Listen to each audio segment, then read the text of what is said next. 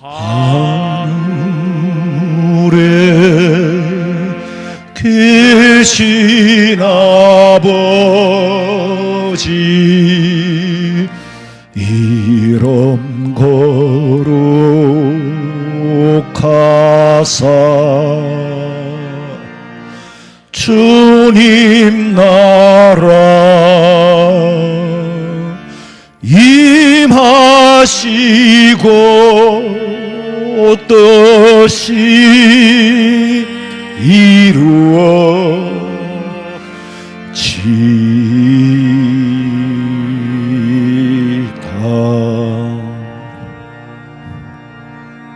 내 영혼아, 네가 어찌하여 낙심하며 어찌하여 내 속에서 불안해하는가? 너는 하나님께 소망을 두라. 그가 나타나 도우심으로 말미암아 내 하나님을 여전히 찬송하리로다. 하나님, 주 안에 있다고 하면서 쇠파를 두려워하고 세상 돌아가는 것에 불안해하는 저희들, 하나님께 소망을 두고 주님의 나와 함께 하심을 믿고 주께서 내 형편과 사정을 알고 계시는 줄로 믿고 두려워하지도 말고 떨지도 말고 하나님의 도우심을 사모하며 임마누엘의 하나님이 함께 하심을 사모하며 예배할 수 있는 믿음 주신 은혜에 감사하옵고 지은 죄와 허물을 보혈의 피로 덮으시고 씻어 정하게 하시며 드리는 예배가 정결케 되기를 원합니다. 성령께서 임재하여 주시옵소서. 온전히 아버지 앞에 드리오며 다시 오실 예수님의 이름으로 기도하옵나이다. 아멘. 전능하사 천지를 만드신 하나님 아버지를 내가 믿사오며 그 외아들 우리 주 예수 그리스도를 믿사오니 이는 성령으로 잉태하사 동정녀 마리아에게 나시고 본디오 빌라도에게 고난을 받으사 십자가에 못 박혀 죽으시고 장사한 지 사흘 만에 죽은 자 가운데서 다시 살아나시며 하늘에 오르사 전능하신 하나님 우편에 앉아 계시다가 저리로서 산자와 죽은 자를 심판하려 오시리라. 성령을 믿사오며 거룩한 공회와 성도가 서로 교통하는 것과 죄를 사하여 주시는 것과 몸이 다시 사는 것과 영원히 사는 것을 믿사옵나이다. 아멘.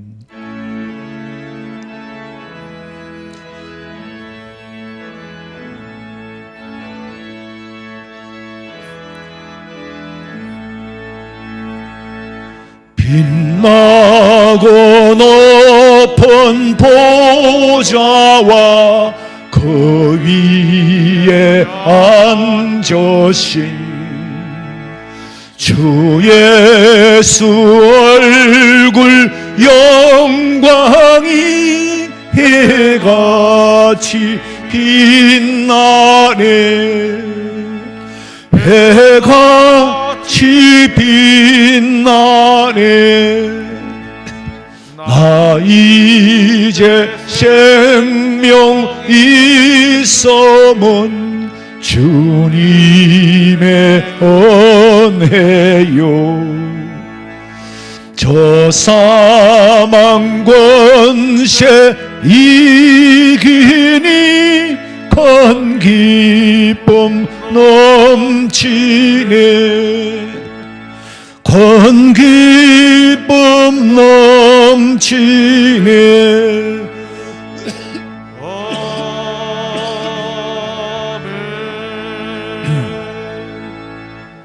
주 안에서 항상 기뻐하라.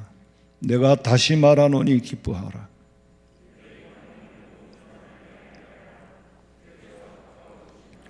아무것도 염려하지 말고 다만 모든 일에 기도와 간구로 그리하면 모든 지각에 뛰어난 하나님의 평강이 끝으로 형제들아 무엇이든지 참되며 무엇이든지 경건하며 무엇이든지 옳으며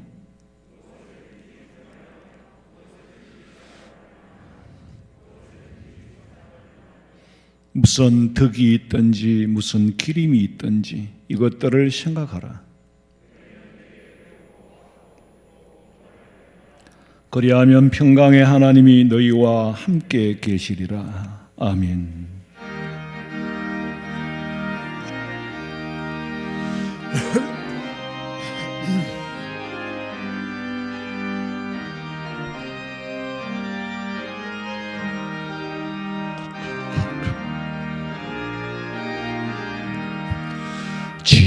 지금까지 지내온 것 주의 크신 은혜라. 한이 없는 주의 사랑 어찌로 말하랴. 자나깨나 주의 손이 항상 살펴주시고 모든 일을 주 안에서 형통하게 하시네.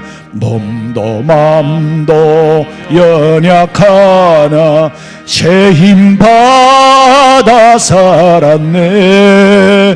물붓듯이 부어시는 주의 은혜 족하다. 사랑 없는 거리에나 험한 산길 헤맬 때 주의 손을 굳게 잡고 찬송하며 가리라. 주님 다시 배울 날이 날로 날로 다가와 무거운 짐 주께 맡겨 벗을 날도 멀잖네.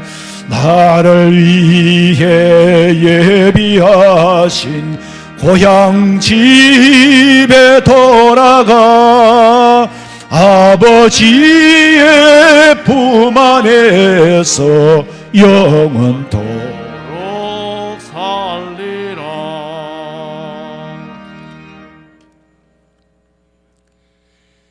하나님 아버지 감사합니다. 하늘 보좌 버리시고 이 땅에 낮고 천한 인간의 모습으로 오신 주님을 찬양합니다. 주님은 가장 낮고 천한 말구이에 누우셨습니다. 이방인들의 경배를 받으셨고 가장 낮은 목자들의 축하를 받으셨습니다. 주님이 이 땅에 오심으로 절망하는 자들에게 소망을 주셨고 죽어가는 자들에게 참 영생을 주셨습니다. 성탄을 통해 이기적 욕망을 버리게 하시고 서로 사랑하며 헌신하는 저희들이 되기를 소원합니다. 우리 온 성도들이 한결같이 낮아지심과 예수님의 사랑을 본받게 하옵소서. 예수 그리스도의 이름을 온전히 의지하지 못하고 내 힘과 능력으로 살려고 발부둥 쳤던 저희들의 죄악을 용서하여 주시옵소서. 온역으로 인해 저희들이 암울한 흑암의 터널을 지나가고 있나이다. 우리 인간들의 죄악을 용서하여 주옵시고 하루속히 캄캄한 터널을 벗어날 수 있도록 축복의 은혜를 내려 주시옵소서. 우리 대한민국을 굽어 살피시옵소서. 내년에 있을 대통령 선거 우리들은 무지하여 알지 못하나 아버지의 계획하심대로 대통령이 뽑혀져 이 나라를 자유민주국가로 개성해 나가 하나님을 기쁘시게 하는 귀하고 복된 나라가 되게 하여 주시옵소서. 우리 화원성명교를 기억하여 주옵소서. 목사님과 전 성도들이 하나 되어 위기에 처한 국난을 기도로 극복하게 하시고 언역으로 인해 어려운 가정, 병환중에 있는 성도들 주님의 거룩한 손으로 어루만져 주시옵소서. 날씨가 매우 춥습니다. 노년에 계신 어른들, 주일학교 어린 아이들 주님의 따뜻한 품에 감사하나 주시옵소서. 원역으로 위기에 처한 선교사의 안위를 위해 위험을 감내하고 험지로 향하는 선교사님들과 그 가족들 안위도 지켜 주시옵소서. 말씀 들고 단위에 서신 목사님 신은을 강건케 하옵소서. 대언하시는 말씀이 춥고 힘든 우리들의 마음을 따뜻하게 하는 위로의 말씀 되게 하옵소서. 예배를 위해 수종드는 종들을 축복하옵소서. 우리들의 구원자로 오신 아기 예수님 이름으로 기도 올려옵나이다. 아멘.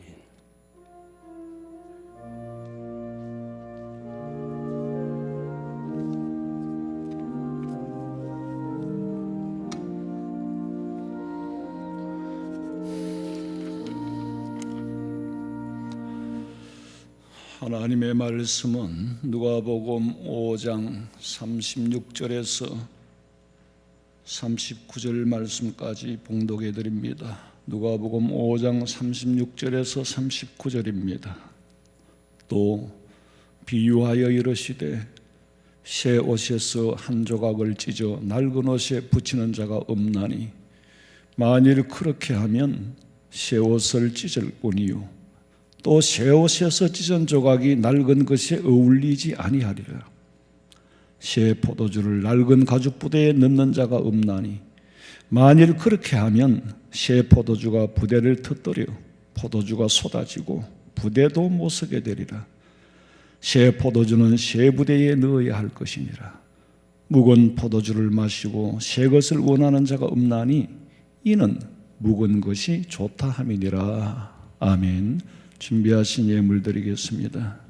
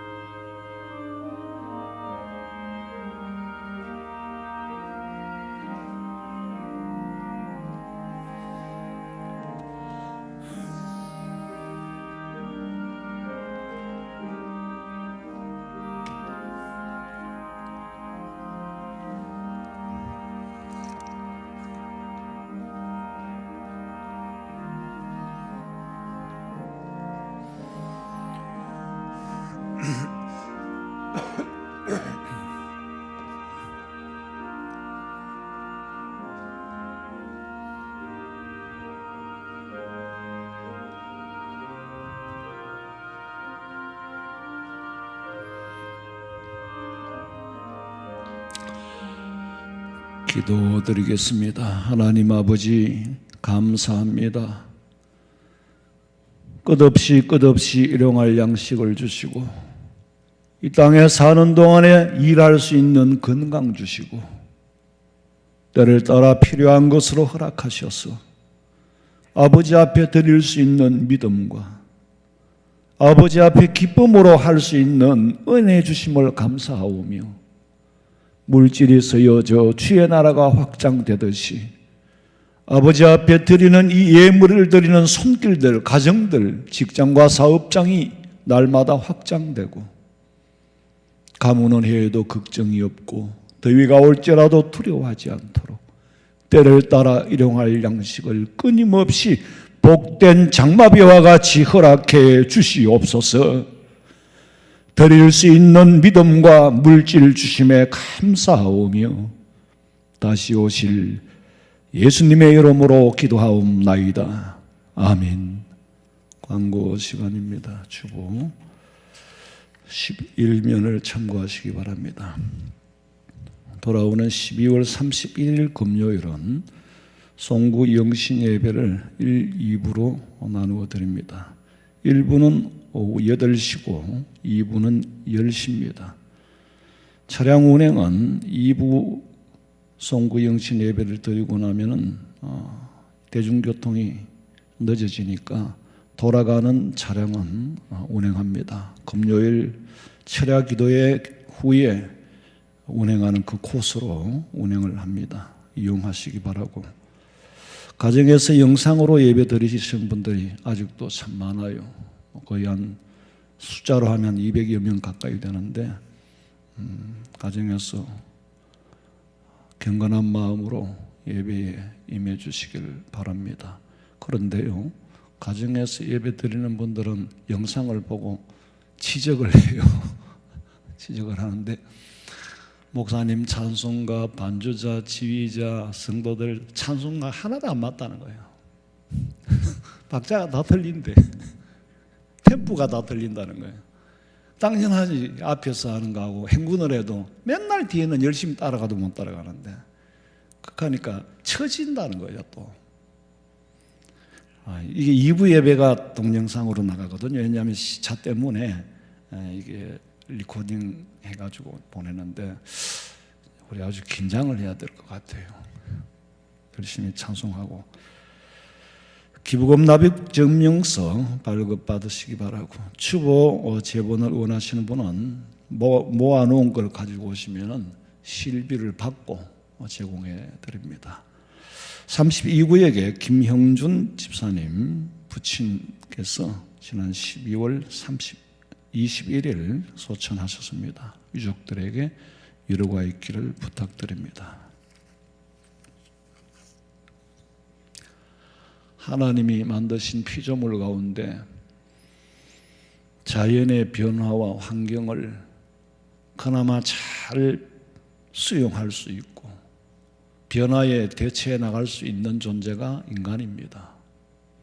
그러니까 인간은 자연 생태계가 무너져도 가장 오래 살아남아 있을 그런 동물이에요. 동물들은 멸종을 해버립니다. 동물들은 육체적으로는 감각을, 지진도 먼저 느낀다 그러잖아요. 날씨도 먼저 느끼고. 근데 육체적으로는 리액션 하는 거죠. 영이 있어가지고 영안이 떠여져가 그런 게 아니고 자연과 교합하고 있기 때문에 그렇게 느끼면서도 결국에는 생태계의 변화가 일어나면은 멸종됩니다. 그런데 인간은 멸종되기까지는 최후의 멸종이 되지, 그나마 생태계의 변화나 자연 변화를 잘 수용해 나가고 대처해 나가는 거예요.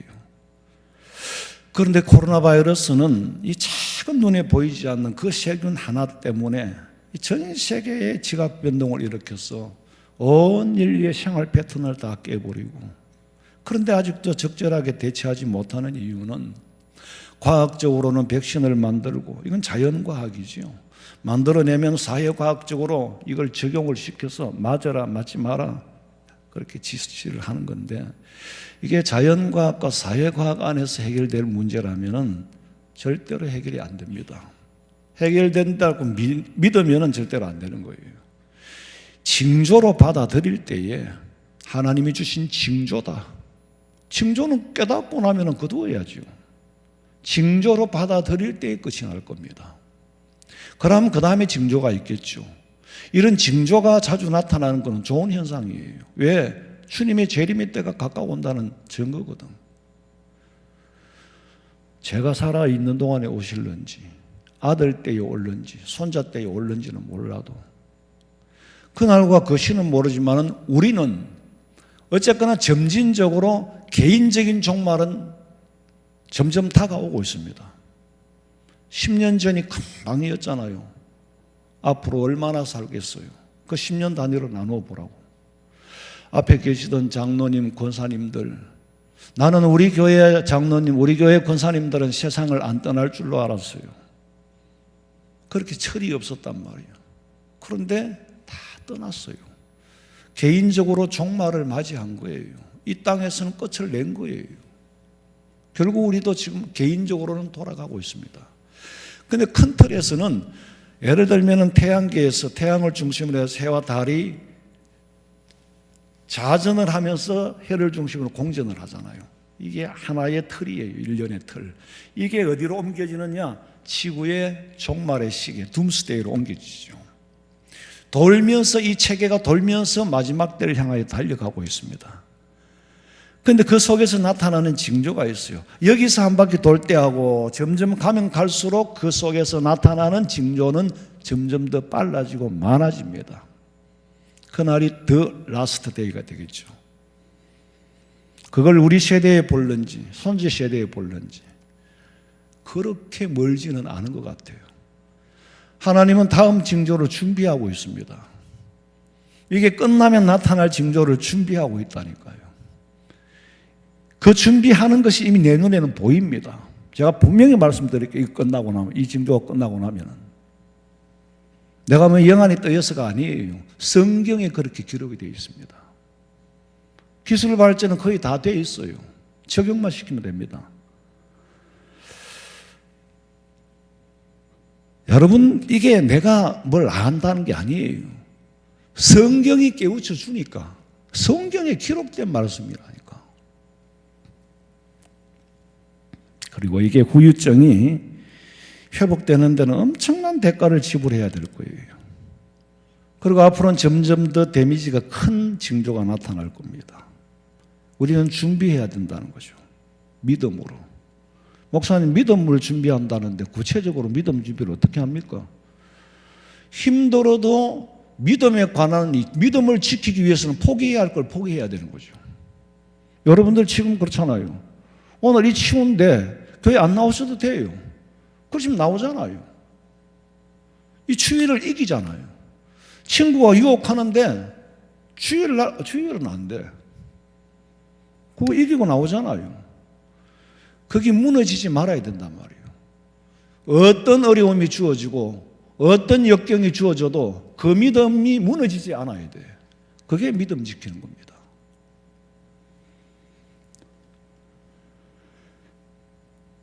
영안을 뜨고 세상을 보면은 대문 밖에 기다리고 있어요. 다음 징조가. 문명은 발전하는데 사람은 점점 더 불행해지고, 문명은 발전하는데 사람들은 점점 더 불편해집니다. 지금도 이 징조 때문에도 엄청나게 불편하게 살잖아요. 사람을 만나기도, 이게 지금 알게 모르게 굉장히 우리 인류를 어둡게 만들어놨어요. 대한민국을 엄청나게 어둡게 만들어놨어요. 그러면서도 우리는 이미 만들어진 문명에 취해가지고, 그 편리함에 취해가지고 거기서 벗어나지 못할 때 그게 고통으로 와닿는 거예요. 예수 믿는 우리는 날마다 새로운 말씀을 받아들일 믿음의 준비가 되어 있어야 되고 깨어 있어야 된다. 근신하라, 깨어라. 마귀가 사탄이 우는 사자같이 삼킬 자를 두루 찾는다. 때를 분별하지 못하는 예수님께서 행하시는 일에 때를 분별하지 못하는 사람은 사사건건이 시비를 거는 거예요. 바리새인과 서기관들이, 예수님의 제자들이 행하는 일과 예수님께서 행하시는 일에 사사건건이 시비를 겁니다. 그래서 예수님 말씀하시기를 36절 읽어봐요. 또 비유하여 이르시되 새 옷에서 한 조각을 찢어 낡은 옷에 붙이는 자가 없나니 만일 그렇게 하면 새 옷을 찢을 뿐이요 또 새 옷에서 찢은 조각이 낡은 것에 어울리지 아니하리라. 예수님은 참 온유하신 분이에요. 예수님이 행하시는 일을 비난하고 사사건건이 시비를 거는데도 불구하고 직설적으로 그대로 말해버릴 수도 있는데 굉장히 온화하고 온유하게 설명을 합니다. 만약에 새 옷에다가 헌 조각을 붙여도 안 되고 헌 옷에다가 새 조각을 붙여도 안 된다. 집집마다 있었는지는 모르겠습니다만은 제가 어릴 때 우리 집에는 헌금 보따리가 있었어요. 옛날엔 집에서 옷을 만들어 입었잖아요. 그러니까 새 천을 가지고 옷을 만들고 나면 조각이 남아요. 또 헌 옷도 버릴 때에 조금 그나마 쓸만한 부분은 헌 조각도 가위로 오려서 모아놔요. 그러니까 헌 옷 천 조각이 있었어요. 보따리가. 근데 무릎팍이 우리가 어릴 때는 이게 무릎팍이 작은 옷이 잘 나갔어요. 엎어지고 자빠지고. 그러니까 무릎팍이 따라 나가면은 새 조각을 무릎팍에 갖다 붙여가 꾸매가 키우면은 내 마음에는 그게 좋을 것 같은데 또 다른 사람들은 그래 하는 사람도 있더라고. 근데 우리 어머니는 꼭 헌 조각을 가지고 갖다 붙이는 거예요. 그래서 아니 그래도 헌 옷인데 왜 새 조각을 안 붙이고 헌 걸 갖다 붙이냐. 그러니까 어머니가 지금은 괜찮은데 빨래를 하면은 새 조각하고 헌 조각하고 어울리지를 않는다.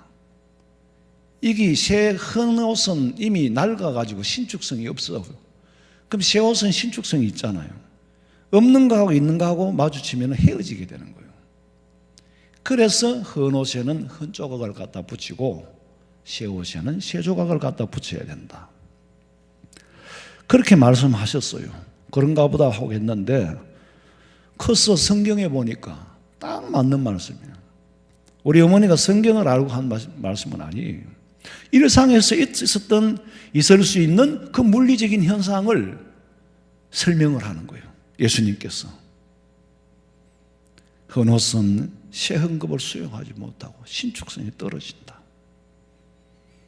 그리고 그 다음에 다시 또 말씀하시기를 37절부터 새 포도주를 낡은 가죽 부대에 넣는 자가 없나니 만일 그렇게 하면 새 포도주가 부대를 터뜨려 포도주가 쏟아지고 부대도 못 쓰게 되리라.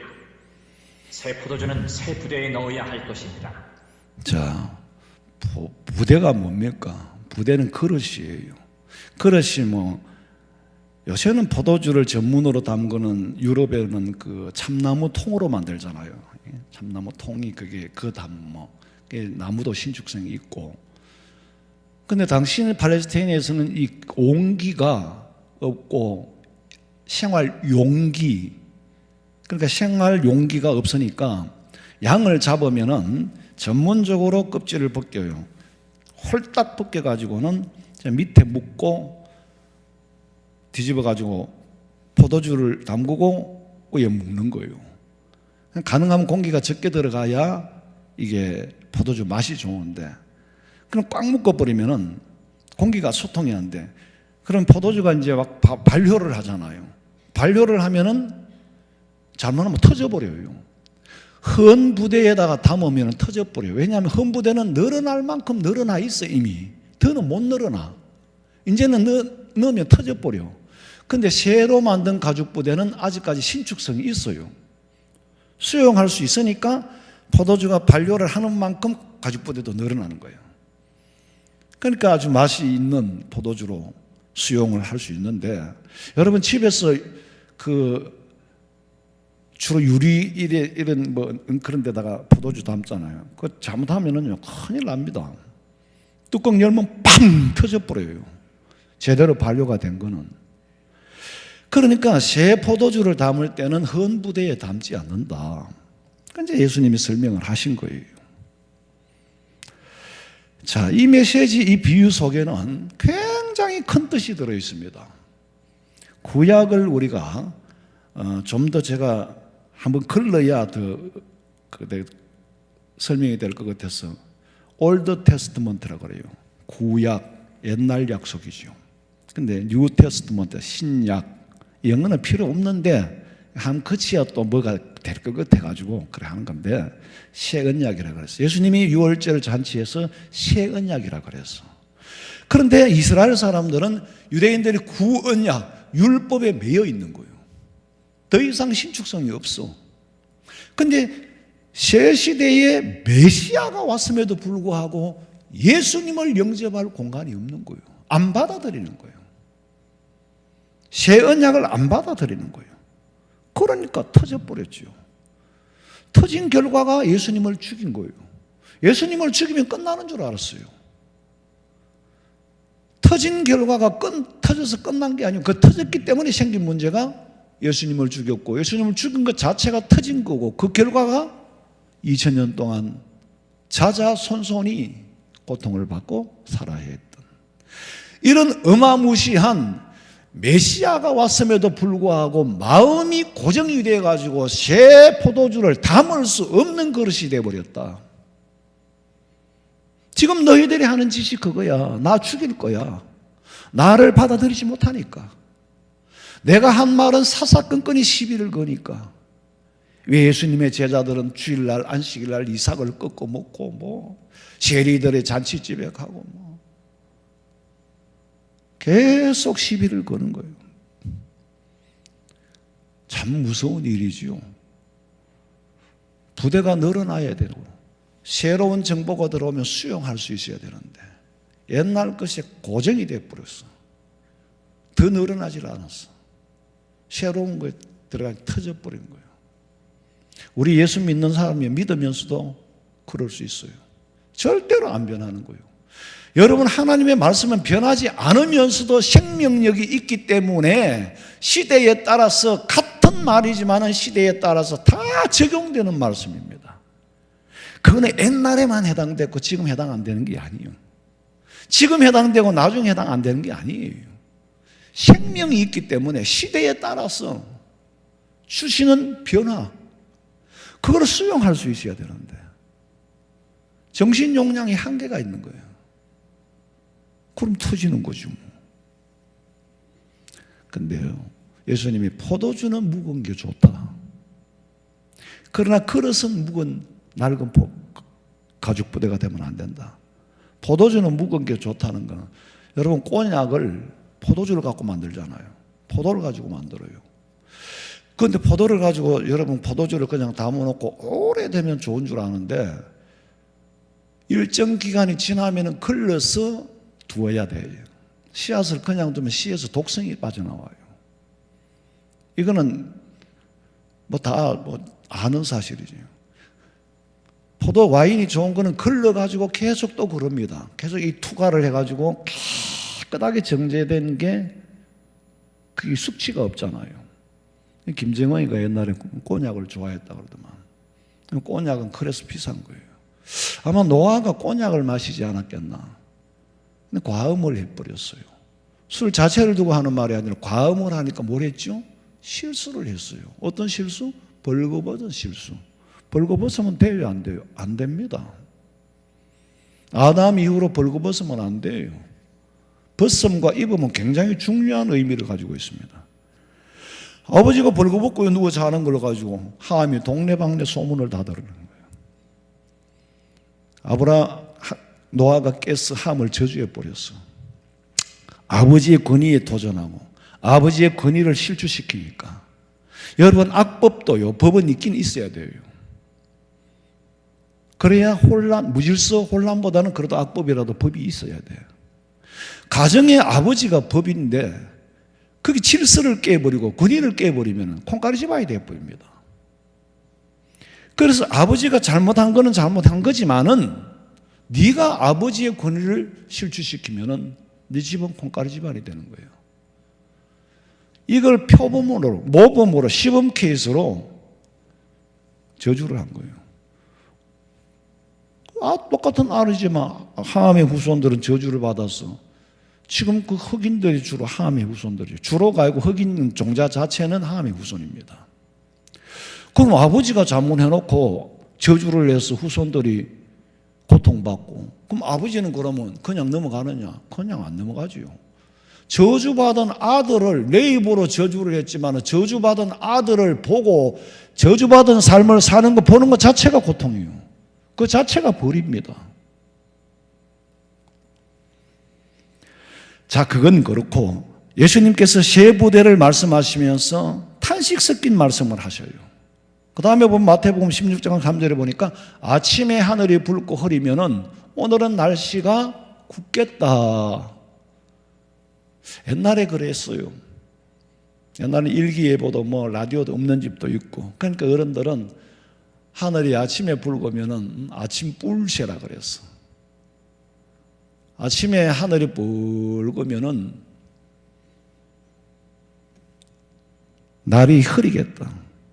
저녁 불씨가 일면은 날이 가물겠구나. 천기를 그렇게 구분을 했어요. 그게 맞아요. 어설픈 일기예보보다는 이거는 고정된 거예요. 안 변하는 거예요. 그러니 예수님이 네가 천기는 분별할 줄 알면서 그 고정관념에 사로잡혀서 천기는 분별해. 그런데 시대의 표적은 네가 분별을 못하는구나. 가장 큰 표적은 예수님이 오시는 거예요. 이 땅에 예수님이 오시는 것은 새로운 기원이 시작된 거잖아요. 2021년. 이건 예수님이 이 땅에 오신 기원이에요. 이건 엄청난 새 시대죠. 이런 새 시대를 분별하지를 못하나? 시대의 표적은 볼 수가 없느냐? 시대의 메시아 예수님이 내가 이 땅에 온 것보다 더 큰 표적이 어디 있느냐? 예수님의 부활보다 더 큰 표적이 어디 있느냐? 예수님의 십자가. 야, 너 그렇게 예수님이 내가 니들한테 보여줄 표적이 없다. 표적이 왔는데도 표적을 보여달라니까. 연하가 뱃속에, 고기 뱃속에 들어가 사흘 만에 살아났는 거 알지? 그걸로써 내가 부활의 표적을 그 이상 보일 게 없다. 표적을 보고 표적을 모르니까 딴 얘기를 꺼내서 들고 와가지고 대입을 시키는 거예요. 유대인들은 시대가 변하고 있는데 이 변화를 읽어내지 못하니까 수용이 안 돼. 수용이 안 되니까 예수님을 못 박아 죽이면 끝나겠지 하고 죽인 결과가 여러분들 잘 알잖아요. 터져버렸어. 지금 우리는 이 시대에는 구약에는 오실 거다, 신약에는 예수님이 오셨고, 이 시대에는 이제는 뭘 기다리죠? 다시 오실 예수님, 재림 예수님에 대한 표적을 우리는 봐야 되고, 재림 예수님이 오실 징조를 동방박사들이 봤듯이 징조를 봐야 되는 거예요. 그런데 징조를 보여주고 있어. 그런데 깨닫지를 못해. 과학자들이라고 다 깨닫는 게 아니야. 자연적인 현상으로 봐. 그럼 코로나 바이러스를 자연적인 현상으로만 봐? 이미 사회의 문제를 일으키고 있고, 그럼에도 깨닫지를 못한다면 거두어 갈 수가 없죠. 누구를 위한 징조입니까? 이방인들은 죽었다 깨도 모릅니다. 예수 믿는 우리에게 보여주는 징조예요. 우리는 이걸 딱 보고 때를 아는 거예요. 그 다음 징조 지금 이미 다 준비가 되어 있습니다. 기술 발전은 다 되어 있다니까. 더 데미지가 점점 더 큰 징조가 옵니다. 예수 믿는 우리는 징조를 보면은 주님이 오실 때가 가까웠다고 기뻐해야 돼요. 그게 내 시대에 왔으면 정말 좋겠는데, 자식 시대에 올지 손자 시대에 올지 그건 아무도 몰라. 그러나 가까워지는 건 틀림이 없어. 둠스데이 지구 종말의 시계에 59분에 가 있어.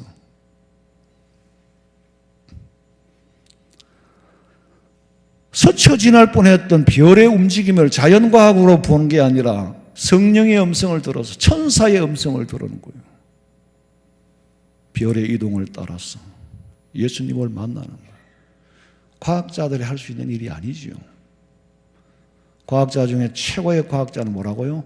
아무것도 모릅니다라고 대답하는 사람. 그 사람이 진짜 과학자예요. 하면 할수록 모른다는 거. 피조물이 어떻게 조물주를 다 압니까? 우리는 다시 오실 예수님이, 결국에는 재림이 없다면 십자가 부활 아무 의미가 없습니다. 예수님이 재림하시리라고, 다시 오시리라고 수없이 말씀하시고, 그래야 끝이에요. 시작과 끝이다. 예수님이 재림해야 끝이 나는 겁니다. 그래야 새로운 세계가 펼쳐지는 거예요. 그런데 재림을 말하면 이상한 목사로 취급을 해요. 왜냐하면 정말 마지막으로 가장 중요한 재림을 누가 써먹었지? 사이비, 이단, 가짜들이 시한부 종말론을 정해놓고 앞에서 설레발을 치고 꾸중물을 다 읽어놓은 거예요. 그래, 재림을 얘기하면 이상한 목사다. 안 하면은 이상한 목사가 돼야 되는데 꾸중물을 다 일으켰어. 거짓된 영, 미혹하는 자들이 이미 와서 흙탕물을 만들어 놔버리니까 진짜 재림을 말해도 안 믿는 거예요. 오히려 이상한 사람을 취급해버려요. 그러면 재림을 말하면 이상한 사람이 되어버리면은, 재림을 말을 안 하면 복음을 다 전하는 게 아니지요. 그럼 뭘 만들겠다는 거예요? 하나님께서는요, 인간에게만이 특별한 영안을 주셨기 때문에 자연현상 속에 그 변화 속에도 하나님의 뜻을 찾아낼 수 있는 그 특권은 인간에게만 주어졌습니다. 그 중에도 모두에게 주어진 게 아니에요. 오늘 이 자리에 계시는 저와 여러분에게 주어진 줄로 믿고 감사하시기 바랍니다. 그게 특별 은총이잖아요. 이방인들은 성경을 모릅니다. 지금 우리가 이 자리에서 하는 얘기를 친구들, 안 믿는 친구들하고 대화가 안 되잖아요. 돼서도 안 되지요. 왜? 예수님의 뜻이니까. 왜 비유로 말씀하십니까? 알지 말아야 할 사람이 알면 안 되니까. 비밀한 일을 보따리에 사서 준다 그랬어. 그 보따리가 받을 수 있는 우리는 선택받은 사람이에요. 성령의 음성은 귀의 소리로 들리는 게 아니에요. 성령의 음성은 하나님의 말씀이 증거될 때에 그 말씀을 하나님의 말씀으로 받아들여지면은 성령의 음성을 듣는 거예요. 성령께서 알아듣기 쉽도록 목사가 지금 시대를 말씀드리잖아요. 성경을 해석해 드리잖아요. 내 말이 있다면은 그 말은 하나님의 말은 아니에요. 제가 설교하면서 내 말을 할 수도 있어요. 저거는 목사님의 말씀이고 저거는 하나님의 말씀이고 구분을 해야지요. 소리로 들리는 게 아니고 성령의 음성은 양심으로 들리는 거예요. 해야 될 것 말아야 될 것. 기도를 하면 할수록 성경을 보면 볼수록 죄를 죄인 줄로 몰랐는데 기도하면 할수록 죄가 드러나고 성경을 보면 볼수록 죄를 알게 되고 수없이 스쳐 지나갔던 거 일상으로 밟고 지나갔던 게 돌아보니까 다 죄더라.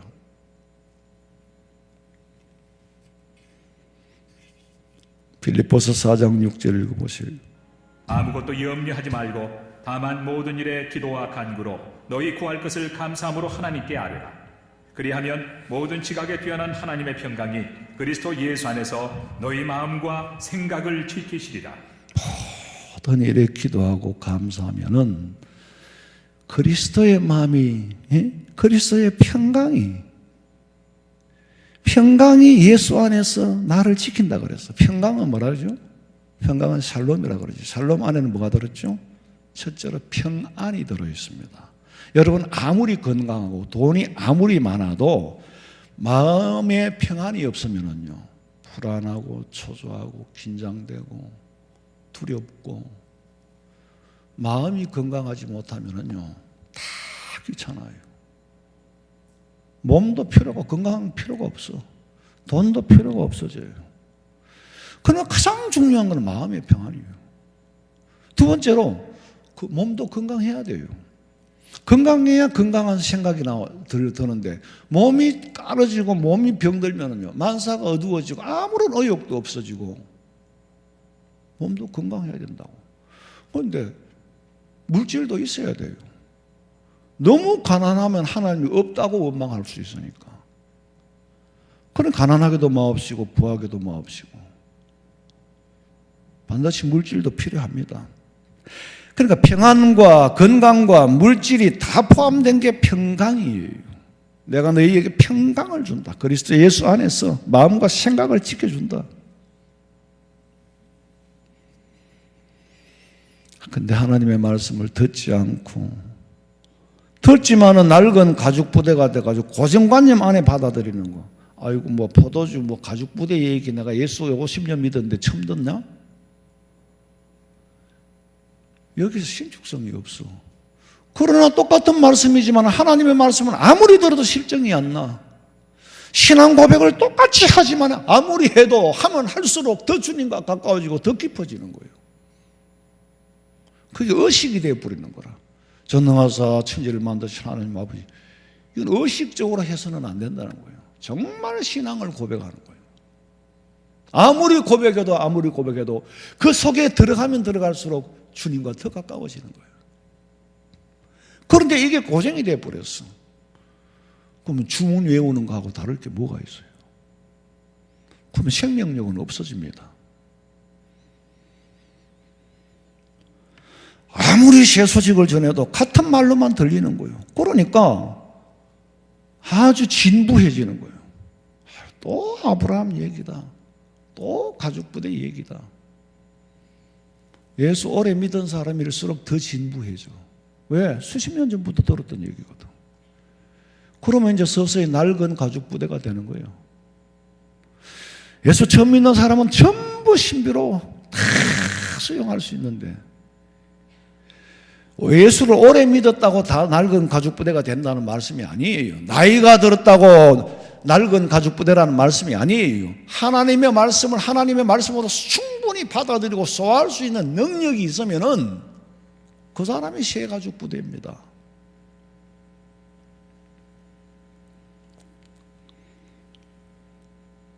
기도하고 성경 읽어보세요. 날마다 말씀 속에서 새로운 부활을 찾고, 날마다 읽었던 말씀인데도 깨달아지는 날이 있어. 여러분, 수석을 찾는 사람들이 다니면서 자기가 수십 번, 수백 번도 더 밟고 다녔지만은 그게 수석으로 안 보인 거예요. 근데 어느 날 딱 보니까 그게 사람으로 보이거나 오리로 보이거나 그러면 집에 갖다 놓잖아요. 봐라, 이거 오리잖아. 오리라고 내가 이게 오리 형상 같잖아 하면 다른 사람도 다 오리로 보여. 이 성각자가 이제 오리로 먼저 본 거지. 오리 형상을 보이잖아 하면 오리 형상으로 보는 거. 이게 형상색이라 그러는 거지. 수석 중에 경관색이나 문양색이나 뭐 이런 것 중에 형상색이라. 근데 이 형상을 내가 수없이 밟고 다녔어도 오리로 안 보였던 거지. 어느 날 오리로 보인 거예요. 수없이 말씀을 읽어도 말씀 속에서 감춰져 있는 진실한 참된 진리를 발견을 못한 거예요. 기도하고 성경 읽으면은요, 말씀이 시시때때로 생명이 있기 때문에 이렇게 적용되고 저렇게도 적용되고, 말씀은 고정화된 게 아니에요. 진리는 변하지 않지만은 이 생명이 있어가지고 원근 통시법 안에서 시간, 공간을 초월해서 살아 움직입니다. 고린도후서 6장 2절을 읽어봐요. 이르시되 내가 은혜 베풀 때 너에게 듣고 구원의 날에 너를 도왔다 하셨으니 보라 지금은 은혜 받을 만한 때요 보라 지금은 구원의 날이로다. 예수님 사도 바울이 2000년 전에 했던 말이에요. 그때는 그때 구원이 있었어. 자, 모세 시대의 구원은, 모세는요 비스가산에서 죽었어요. 요단강을 건너 가나안까지 못 갔어요. 비스가산에서 죽은 거기까지가 광야 생활이에요. 그때도 구원이 필요했었잖아요. 요단강을 건너 가나안에 들어간 사람에도 구원이 필요했어요. 은혜는 항상 받아야 돼요. 구원의 때는 항상 개인적인 종말이 있고 우주적인 종말이 있는데, 우리는 항상 은혜 받고 항상 구원을 준비해야 되는, 지금요 온 인류가 이 전염병 스쳐 지나가는데, 이 전염병이 스쳐 지나가는데 죽어가는 메시지가 있어요. 그런데 그 메시지를 깨닫지 못한다면은 다가올 미래를 준비를 못하겠죠. 그런데 자꾸 이게 반복이 되면은 사람이 정신을 못 차립니다. 저는 제가 하는 말이 아니고 성경인데, 이게 끝나고 나면은요 언제가 될는지는 몰라도 이미 기술은 거의 발전이 됐어요. 지금 이 시대에도 돈이 있어도 커피도 마음대로 못 마셔. 돈이 있어도 여행도 못 가요. 너희들이 말세에 재물을 쌓았구나. 돈을 벌지 말라는 얘기가 아닙니다. 마지막 때에는 다 쓸데없는 게 되고 만다는 거죠. 그건 제가 너무 앞서간 게 아니고 전주국을 말씀드리는 거예요.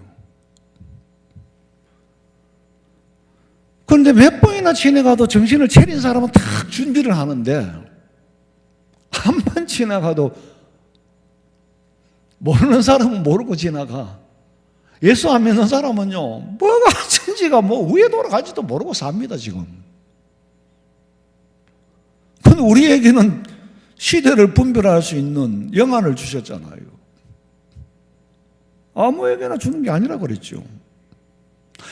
창세기부터 요한계시록까지 지나갔던 갔던 역사, 지나고 만 역사, 지나고 말 역사가 아니에요. 앞으로도 해당되는 역사입니다. 시대마다 메시지를 읽을 수 있어야 돼요. 이 성경은 이상하게 시대마다 읽으면 여기서 답이 다 나와. 소돔 고모라서는 유황불 심판이 내려진다고 해도 그걸 안 받아들이면 여태까지 없었던 일이 무슨 그런 소리를 해. 노아 홍수, 저 영감 배 만든 지가 100년이야. 뭔 놈의 대낮에 홍수가 온다고. 그런데 원데이, 어느 날, 그 어느 날이 우리는 언제인지는 모를 뿐이지 어느 날이 있는 것은 분명합니다. 소돔 고모라성이 어느 날이 있었죠. 노아 홍수 시대에도 어느 날이 있었습니다. 예수님도 어느 날에 오신 거예요. 결국에는 그걸 안 받아들이고 준비를 못하니까 불심판을 당한 거죠. 살아남은 사람은 롯의 가족들. 그 쳐도 설마 하고 돌아보다가 소돔 기둥이 되었어. 소금 기둥이. 노아가 홍수가 올 거라고 예고할 때에 다 미쳤다 그랬죠. 예수님한테 말씀에 바로 미쳐야 돼요. 이제 틀리게 미치게 만드는 사람들이 많으니까 미혹하는 영들 조심해라 그랬죠. 헤롯 왕, 당시에 헤롯 왕은 유대 로마의 배경을 업고 있는 사람이에요. 근데 동방박사 세 사람은 아기 예수님이 있는 곳을 알거들랑 헤롯 왕에게 보고하라 그랬어요. 헤롯 왕이. 근데 가서 보고는 경배하고 바로 돌아가 버렸어요. 당시에 헤롯의 말을 무시한다는 건 굉장히 어려운 겁니다. 왜? 헤롯의 뒤에는 로마라는 대제국이 배경을 갖고 있는데 감히 동방의 니들이 내 말을 거역해? 그렇지만 꿈의 천사들이 고국으로 바로 돌아가라 그랬거나 하나님의 말씀을 들었어. 그게 믿음으로 산 거예요. 헤롯의 말을 듣지 않고 하나님의 말씀을 들었어. 마지막 때에 우리는 하나님의 말씀을 들어야 살지 사람의 말을 들으면 안 된다는 거지. 이스라엘 민족들이 새 시대를 받아들이지 못했어. 비참한 결과를 보고 독립한 지가 아직 한 세대가 안 끝났습니다. 1948년에 독립을 했으니까 성경에 굉장한 중요한 메시지를 마태복음 24장에 가르쳐주고 있잖아요. 그리고 징조는 점점 더 큰 징조가 점점 더 짧은 시간의 속도로 간격이 좁아지고 정치, 사회, 경제가 돌아가는 게 심상치 않다. 난 이게 빨리 왔으면 좋겠는데 사람들 이걸 수용을 못해요. 왜? 믿음 준비가 안 돼 있기 때문에. 그러나 하나님은 자기 계획대로 하실 겁니다. 성경에 예언된 징조는 하나도 없이 지나갈 게 없어요. 그것도 징조를 준다 그랬어. 우리한테는 그게 소식이잖아요. 복된 소식이잖아요. 그 징조를 깨달을 수 있으니까. 징조를 건너뛰고 예수님이 오셔요? 아니지. 그건 아니지.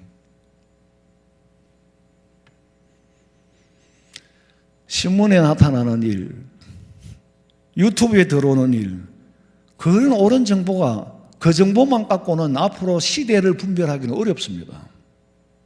당면한 주가 오르내리는 게나 얘기하지. 코로나 바이러스 데이터를 10,000번을 내도 해석을 못하면 의미가 없어요. 새 부대를 담을 수 있는, 새 포도주를 담을 수 있는 새 부대가 되어야 돼요. 신축성이 있어서. 우리 화원성명교회 성도들은 이 마음에 신축성이 있어가지고 베레아 사람들과 같이 더 신사적으로 참으로 하나님의 말씀이 그러한가, 하나님의 말씀을 사람의 말로 듣지 않고 하나님의 음성으로 들을 수 있는 신사적인 사람, 가족부대가 새로워지는 놀라운 역사가 있기를 주님의 이름으로 축원합니다.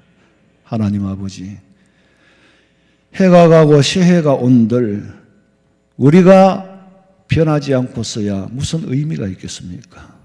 참으로 시대를 분별하고 자녀들에게 일깨워주고 손자, 소녀들에게 일깨워주고 하나님 믿음 준비시키는 일이 얼마나 중요하고 소중한 일인가를 이제는 깨닫게 해주시고 내 믿음도 어떤 시련과 역경이 와도 이겨낼 수 있도록 지켜낼 수 있는 믿음 주시고 성령께서 마음과 생각을 붙잡아 주시옵소서. 다시 오실 예수님의 이름으로 기도하옵나이다. 아멘.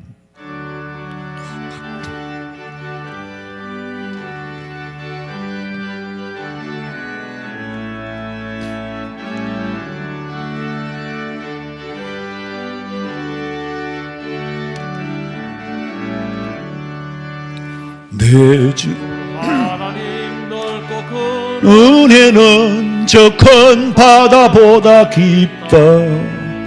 너고 다주를 그르 깊은 데로 저 한가운데 가보라. 언덕을 떠나서 장파에 배 띄워 내 주 예수 은혜의 바다로 내 맘 꽂혀가라. 왜 너 인생은 언제나 거기서 저 큰 바다 물결 보고 그 밑 모르는 깊은 바다 속을 한번 헤아려 안 보나. 언덕을 떠나서 장파에 배 띄워 내 주 예수 은혜의 바다로 내 맘 꽂혀가라. 많은 사람이 얕은 물가에서 저 큰 바다 가려다가 찰싹거리는 작은 파도 보고 마음 약하여 못 가네. 언덕을 떠나서 장파에 배 띄워 내 주 예수 은혜의 바다로 내 맘 꽂혀가라. 자 곧 가거라 이제 곧 가거라 저 큰 은혜 바다 향해. 내 너를 저 깊은 데로 가라 망망한 바다로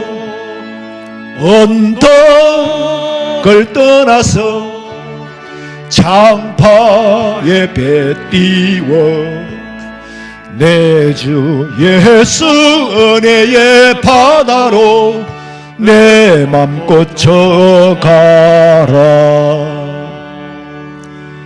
지금은 우리 주 예수 그리스도의 은혜와 하나님 우리 아버지의 그 놀라우신 사랑과 성령의 위로하심과 교통하심이 시대를 분별하고 영원히 뜨이기를 소망하는 성도들의 머리 위에 가정과 직장과 사업장과 자녀들의 앞길 위에 지금으로부터 영원토록 함께 있을지어다.